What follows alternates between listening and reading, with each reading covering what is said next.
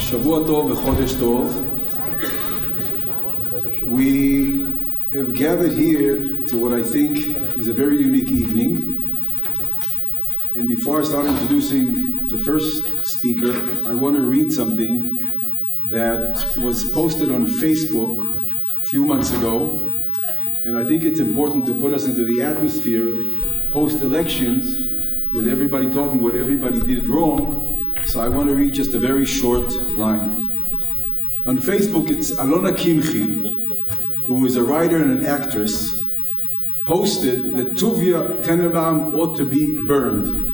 Leha'alota al hamoked. Okay, that's the term that she used.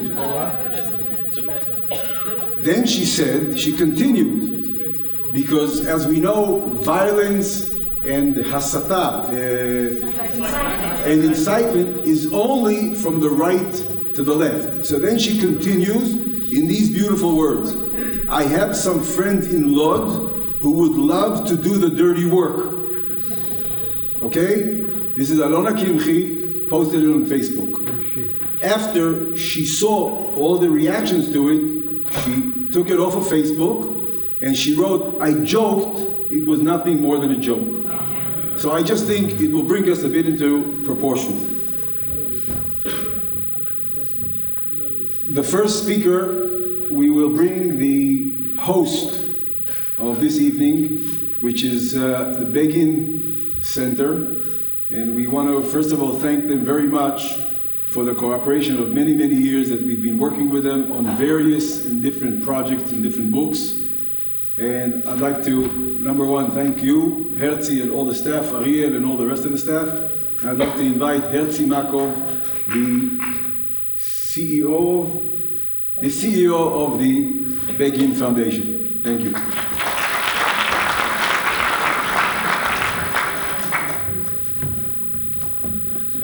Thank you, Ilan. Introducing me as a speaker, it's a little bit too far.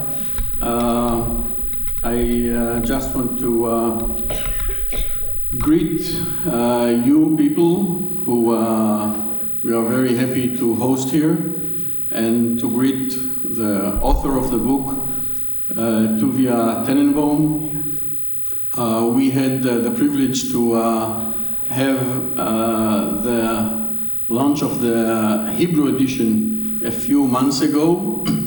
By the way, delivering the opening remarks in Hebrew was much easier for me than it's now, but since we think that the English world should also see the fact that Tuvia bring us so eloquently, we were very happy to host this evening as well. And I would like to take the opportunity to congratulate Carolyn Glick for her book, which at least in Hebrew just came out. I think that the importance of this book is the fact that it brings facts. He doesn't elaborate much, not a lot of philosophy, not a lot of ideology. Tuvia went, as he went in his previous book, to the people themselves and document them and record them, as I remember from the last event, and bring what they really think when they think that they can speak. And I believe that for us and for the world, before taking any conclusion, it's very important to see the facts.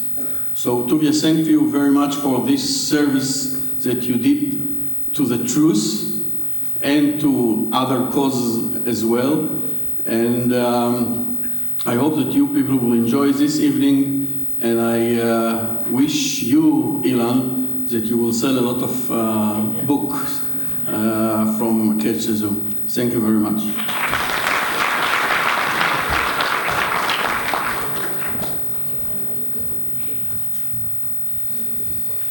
Okay, then I'll read another short thing that we just got today on Facebook, and we keep getting these almost every day. a guy called Jonathan Newfield, never heard of him before, right? It is the first book that I have actually laughed out loud while reading it. Unfortunately, it is as sad as it's funny. And I think this is one of the main points of this book. The book is hilarious. Many times when I receive a manuscript, I send it out to my father to read. My father is a young man of 88, and he usually doesn't have the patience to read the books. He looks at it after 2 pages, he says, do it, don't do it, leave it, it's bullshit, whatever. I gave the book to him, I sent it to him, I think I gave it on a Thursday or Friday. He calls me up just before Shabbat, and he tells me, Elon, this is unbelievable. I said, what happened? He says, I can't stop laughing. Okay, calls me Motzei Shabbat, he says, Elon, I finished the book.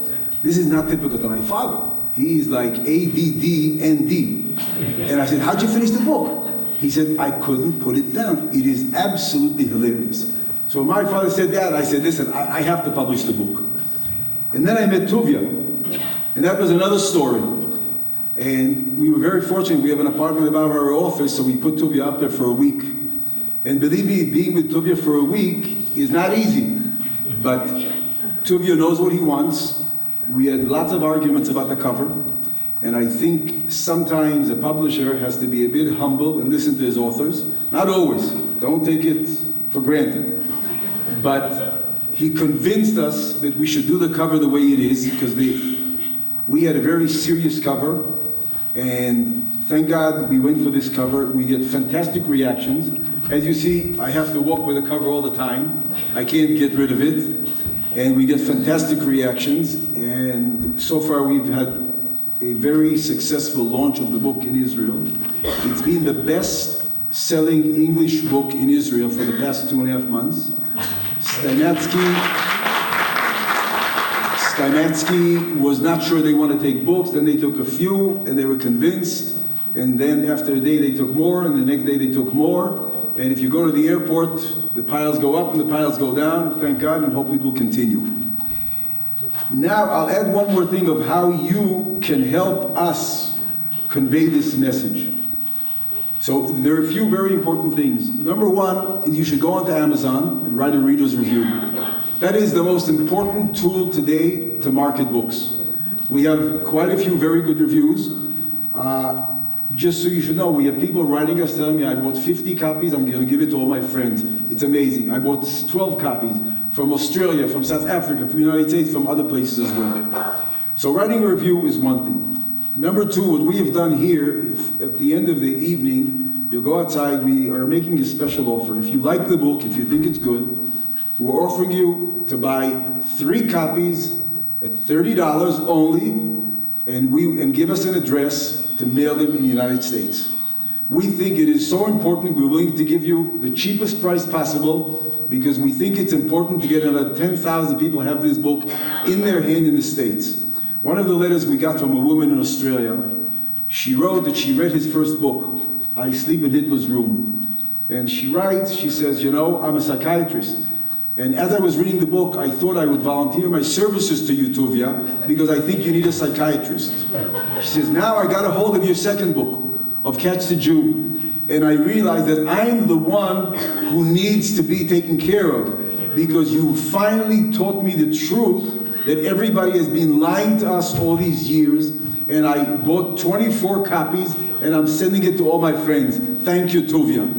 And I think it's an indication a lot of us are misinformed all the time. We are all convinced when we listen to this, to all the propaganda that took place during these elections, we are convinced that Benjamin Netanyahu, our prime minister, our democratically elected prime minister, is the one who put out this hatred all the time. But no one tells us about the last 3 months of one message, Rak lo Bibi, meaning no ideology, no nothing. Pure hatred, pure pure trying to scare us that if we vote for this demon, if we do this, we are going to lose our country. And I think we have to remember that. And what Tuvia does here, he goes around and exactly what Herzi said, he asks the people to tell him the truth. and when they start talking, it is unbelievable. I will challenge Tuvia, and I think that the next book should be on the American scene. And I am not sure we will not be surprised as well. It's a big undertaking, and we have to think if and how we can do it. But I think it may be amazing to see what the Americans, the man and the woman on the street, do think, and how do they view us, Israelis, Jews, etc., etc. They're too dumb to think. What? They're too dumb to think. No, I wouldn't say that. I don't want to say that. I do. Now, I want to now, first of all, thank Caroline Glick for joining us and coming to speak here. And I don't think I have to introduce Caroline Glick. So I'll just call Caroline. Please come, and thank you very much.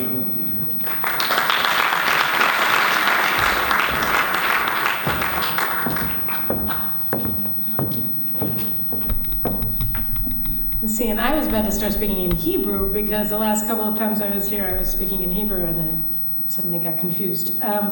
Thank you all for coming. Thank you all for supporting Tuvia and his extraordinary book. And I do hope that it becomes a bestseller, not only in the English table in Stimatsky and so much Falim, don't forget, but that it becomes a bestseller worldwide because it's important for people to know. And it's funny, when I was driving here, I was thinking about Tuvia, and every time I think of your name, the name that comes into my head is Tuvia Grossman. And the reason is because you're both named Tuvia. Now, who is Tuvia Grossman? It's a person I've never met. But perhaps some of you remember the name, I don't know. In 2000, at the end of 2000, the Palestinian terrorist war started. And there appeared a picture on the front page of the New York Times of a border policeman with a billy club, with an angry, angry face, and there was a bleeding young man wearing a white shirt beneath him, screaming out in pain. And the caption was, indicated that the screaming young man was a Palestinian who had just been beaten by this border guard. And then, about 2 weeks, I think, later, we discovered that the real identity of the young man was Tuvia Grossman. He was a 19-year-old who had come from Chicago, my native town, to Israel for a year of study in yeshiva in Jerusalem before going to college. And when the Palestinians began their rioting against Jews in Jerusalem at the end of September of 2000, Tuvia had the misfortune of being on Vadi Joz and walking to his yeshiva in the old city. And he was beset by a mob of Arabs who beat him within an inch of his life, and he managed with last strength, with his last legs, to see a border guard and crawl to him to save him. And the picture was of the border policeman angrily with his billy club up in the air trying to protect Tuvia Grossman from the mob that had almost killed him. And Tuvia then spent the next 14 months in intensive care units, first in Israel, and then he was medevaced to the United States, and he was hospitalized, I think, for 14 months before he was allowed to go home. And the reason all of this came out is because his father wrote a letter to the New York Times setting them straight. First, he saw his picture of his son on the front page of the New York Times being depicted as a Palestinian. And the reason why I thought it was germane to start my brief remarks, I promise they'll be brief, Tuvia, to introduce Tuvia Tenenbaum, is because I think the Tuvia Grossman story exposes a reality that we know about, we forget about, we get angry about, and then we go on with our lives. And the reality is that there isn't, as he points out in his book, and I think the main thrust and the most important message that he brings to bear in his book, this extremely important book, Catch the Jew, is that the war here, the conflict here, is not specifically a conflict between Israel and the Arabs. It's not the Arab-Israeli conflict. They say it's a very crowded arena, actually, and I'm not even sure sometimes that the Palestinians are the major players. And so before I get to the punchline, I'll just give one more story. On Channel 1, I think it was the Friday night news, I don't remember, I taped it, but Odette Granot, the Arab Affairs correspondent, was talking about the Arab world's response to the Israeli election. The Arab response overall in the region, he said that they were pretty satisfied with the result that Netanyahu was reelected. The Arab Israelis, they were talking about a couple of days before the elections, what it is that the Arab Israelis want, the Israeli Arab citizens want, what are their priorities, and they found that the overwhelming majority of Israeli Arabs want to integrate into Israeli society, and that very low, he didn't give the number, on the list of priorities was the so-called occupation and dealing with the occupation. And what was interesting about this pulse review is that it was actually carried out by the German Konrad Adenauer Foundation, which I found interesting in and of itself. But the point is that for the Arabs, with the Israeli Arabs and the Arab world, he didn't mention the Palestinians, they were quite sanguine, if not satisfied with the results in Israel of the elections last week. And there were two parties that responded with apoplectic fits, the Obama administration and the Europeans. And he thought that it was remarkable the way that the world is being realigned, where Israel finds receives a more favorable hearing from the Egyptians, the Saudis, the Gulf states, the Jordanians, than they do from the Americans and the Europeans. And what we are seeing more and more is that the struggle here really is a proxy war that the Europeans are carrying out against the Jews in Israel, and that their proxy is the Palestinians. And the goal of this war is not necessarily to beat Israel on the military battlefield, but to remove from us the moral right to exist. And by supplanting or by projecting their moral turpitude, their moral blight for their collaboration with the Nazis during the Holocaust on the victims of their moral failure, the Jews. And I think that this is the key insight in his book, and it's the key insight really of our times, that when we look at the situation just on the basis of one man against another on a field of battle, what we're missing is that at least on one side, we're not seeing the puppet master behind the scenes that's actually inciting, inflaming, training, and financing the Palestinians in their war against us, and then inciting them to do more by having this massive movement to delegitimize Israel in the West. I don't know whether you want, I don't know how long I'm supposed to speak, and I really don't want to take too much of Tuvia's time, but I do want to make just one more point about that, and then come to my conclusion about where we're going. One of the things that I've seen with Europeans over the years, and just watching them really, and the way that they relate to us, and the way that they relate to themselves, is that they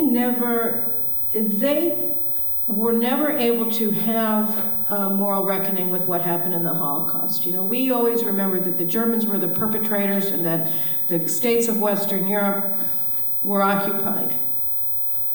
But what we hide when we use the term occupied to describe what happened in Western Europe is the massive collaboration that the Nazis enjoyed from the local populations in countries like Holland and Belgium and France, and that the people who had been conquered by the Nazis lived pretty well under their occupation and were pretty comfortable with the idea of handing over their Jews to the Nazis.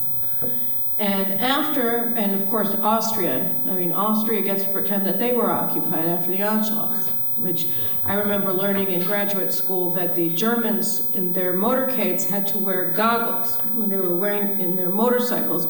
They had to wear goggles not because of the rain or anything. They had to wear goggles when they drove into Vienna because everybody was throwing flowers at them and they were getting in their eyes.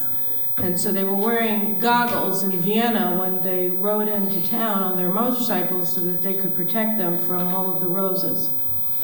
And we forget that. After the war, they determined that the way to handle their guilt was by pretending that it had nothing to do with morality, that the problem that caused the war was militarism. The Germans were militaristic, they embraced militarism, and the way to solve the problem, the way to repair the damage and ensure that such a thing would never happen again is by becoming pacifists. So the Germans were militarists, we're going to be pacifists, whether in Germany or anywhere else, that the Americans pay for our defense. Of course, the Americans hated that, but they did it anyway. But that was their idea, that the problem was militarism, and we're going to solve it by being pacifists. But of course, the problem was evil. Right? The problem was a civilizational embrace of evil and genocide of the Jews. And it was led by the Nazis, but it was willingly collaborated with. The Nazis received willing and excited and enthusiastic collaboration from the nations that they conquered in that chief goal of annihilating the Jewish people and destroying Jewish presence in Europe. And the answer that the Europeans were supposed to have given to their behavior in 1945 and in 1946 was revulsion and an attempt to purge from themselves the evil that they had embraced in the previous 6 years. But they were not capable of doing that, and I think that what we're seeing now is an attempt to purge their guilt for embracing evil during the Holocaust by projecting it on their victims, the Jews, because of course if we're evil, and if we're murderers, and if we're enacting genocide and we're militaristic, then there's nothing wrong with them. And we see that, I think, in so being borne out in so much of what Tuvia shows here. And then another point on that, which is about the Israeli left. And the Israelis, the Jews, who collaborate with this attempt to turn Tuvia Grossman into a Palestinian victim of an evil border guard, which is Israel. I think here, one of the things that we've seen, and this is just a theory that I've been playing with for a couple of years, particularly the German Jews who made Aliyah here in the 1930s. They had this idea, many of them did, I think the Shokins did, that Germany had been a paragon of democracy in the 1920s under the Weimar Republic, and that somehow or another things got out of control, and they continued to love Germany and view Nazism and the Nazi movement not as a culmination of German civilization over the previous 1,000 years, but rather as some sort of strange thing that happened and then it went away and everything was fine. And the desire to be a part of the Europe that had literally just turned us into ashes and fertilized their fields with our blood and with our bones was something that many Jews here couldn't countenance, couldn't accept, couldn't get their arms around. They loved Europe, they felt that they were part of Europe, and when they came to Israel, they brought that love, that adoration, and that admiration, and that unwillingness to come to grips with what Europe had just done with them here. And just as the Europeans had refused to come to grips with what they had done in the post-war years, so the Jews who ran away from the Europeans, their neighbors, the objects of their admiration for centuries, were unable to come to grips with what the Europeans had done. And I think that that rejection of reality, that rejection of the basic evil that was embraced by Europe, by the European peoples, by the peoples of Europe, by the individuals making decisions in Europe from 1939 to 1945, the unwillingness of the Jews who emigrated, who made Aliyah from Europe to here in the 1930s, is one of the root causes of a continued attempt by Israelis to embrace, to appease, to be part of a campaign to demonize Israel. And in a way, it's an annex of, it's part and parcel of the European desire to project their own guilt on Israel, to exculpate their guilt for the Holocaust. We see that the Jews in Israel do so too, because if Israel is as bad as the Europeans, then there's no reason for them to sit in judgment of the Europeans who wanted to kill them. So those are just my kind of musings about it. And I just want to end with this. Tuvia ends his book with a note of pessimism, that when you look at the forces arrayed against Israel and also our denial of the nature of the war that's being waged against us, that yes, it's the same Europeans that were killing us for thousands of years in Europe are now trying to destroy our national life here in Israel by, among other things, removing from us the moral rightness of our cause and moral justification for our freedom. Our unwillingness to countenance this reality or to deal with it properly or even to participate in it, in the case of some Israelis, is a cause for pessimism about the capacity of our country to continue and to thrive. And just to this point, I certainly am very concerned about what awaits Israel and what we're dealing with today, and what we're dealing with today on the European level, what we're dealing with today from the Americans, what we're dealing today from Iran and from the barbarians at our gates, from Daesh, from ISIS. But one of the things that I constantly am able to take heart in is that when push comes to shove, and even when push doesn't come to shove, you always see that the vast majority of the people of this country are fighters and are believers and are patriots and would walk through fire for this country and would walk through fire for one another and would walk through fire for our heritage and for our history. And it's hard for me to think that a country like this, that a people like this won't be able to best this challenge as well. I'm optimistic about it. I was very, very concerned about the elections, beginning with the polls, the final polls that came out before the elections, and then the night before the elections, I just had a thought that soothed my fears and enabled me to fall asleep, which is that we're talking about Am Yisrael here, and you can fool us a couple of times. We've been fooled many times, but at a certain point, we awoke.